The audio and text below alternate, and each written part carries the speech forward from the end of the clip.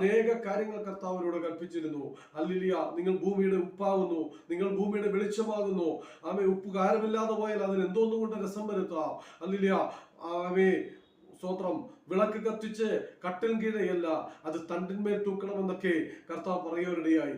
അനേക ഉപദേശങ്ങൾ, അനേക കാര്യങ്ങൾ കർത്താവിനോട് പറഞ്ഞു. ഈ കാര്യങ്ങളൊക്കെയും നാം പ്രമാണിപ്പം തക്കവണ്ണം ഉപദേശിക്കുന്നവരായി തീരണം. കർത്താവ് എന്താണോ ശിഷ്യന്മാരോട് പറഞ്ഞത് അതുപോലെ അവരനുസരിക്കുവാൻ തയ്യാറായതുപോലെ, ആമേ, കർത്താവ് എന്താണോ നമ്മളോട് പറഞ്ഞത് അത് നാം അതുപോലെ അനുസരിക്കാൻ തയ്യാറാണെങ്കിൽ സ്വർഗത്തിലെ ദൈവം ഈ ഒരു വർഷക്കാലം, ആമേ, ദൈവത്തിന്റെ പ്ലാനുകൾ, ദൈവത്തിന്റെ ഉദ്ദേശങ്ങൾ, ദൈവത്തിന്റെ ഹിതങ്ങൾ, ദൈവം നമ്മോട് കൽപ്പിക്കുന്നതൊക്കെ നാം അനുസരിച്ച് അതുപോലെ പ്രവർത്തിക്കാൻ തയ്യാറാണെങ്കിൽ സർവശക്തനായ ദൈവം നമ്മളെ അധിക കാര്യങ്ങൾ ഏൽപ്പിക്കുവാൻ ദൈവം തയ്യാറാണ്. അല്പത്തിൽ വിശ്വസ്തനായവനെ അധികത്തിന് വിചാരകനാക്കുന്ന ദൈവമാണ് നമ്മുടെ ദൈവം. അതുകൊണ്ട് ദൈവം